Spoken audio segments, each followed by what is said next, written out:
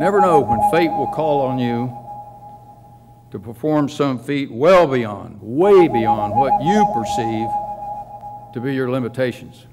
My message, quite simply, is you're capable of doing anything you set your mind to, and that's not useless rhetoric. Your capabilities are so great, you can't imagine what your capabilities are, given the circumstances, the need, etc. Individuals can and do make a difference, a big difference in life. The power of the individual is overwhelming. We always sell that short. We never really focus on that. But the fact is, although we tend to think in many cases that we don't make a difference, nonsense. You are now about to meet a really great leader, a man who knows as much about performance under extreme hardship, pressure, and suffering as anybody you're ever likely to meet. Colonel John Ripley is the most decorated and revered combat Marine in living memory.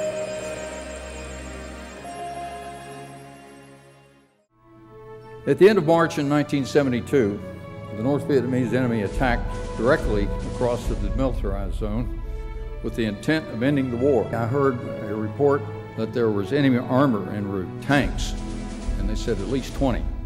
Turned out to be 200 tanks, not 20.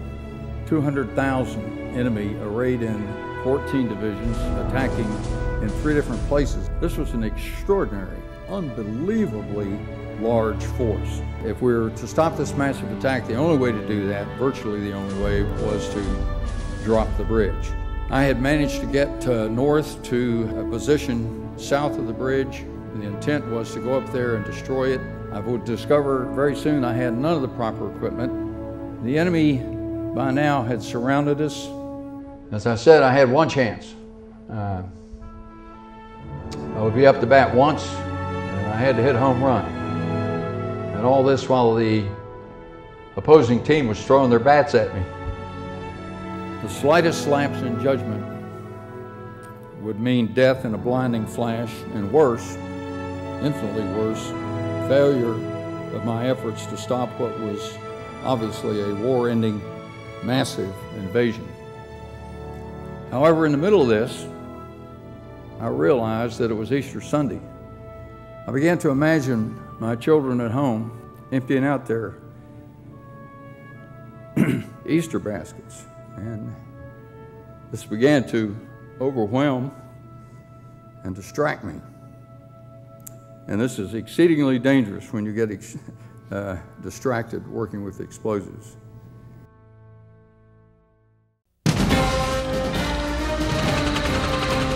For 3 hours, Marine Captain John Ripley risked everything in a desperate attempt to blow the bridge at Dong Ha. When Colonel Turley tells you over the radio, got to blow the bridge, does he know how difficult this task is going to be? It was entered in the log that after he gave me the order to do it, he turned to another Marine there and said, "I've just sent John Ripley to his death." Many people were shocked. Why did you go back?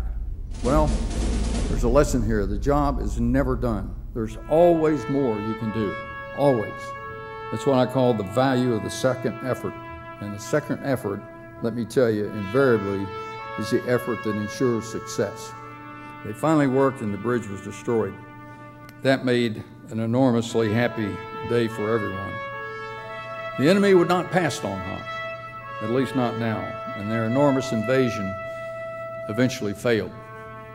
The Colonel is absolutely inspirational. To hear a story that has such historical relevance, as well as it's so applicable to sort of day-to-day work, day-to-day life, you know, and he does such a great job of sort of pulling those two things together. It's an absolutely intriguing story to begin with, to share that experience, but then to also really draw some business parallels was fantastic for my group. So in a crisis, leaders have to concentrate on winning. Got to think in terms of why am I here? What am I doing? I am here to make something happen and to make it happen in a decisive way.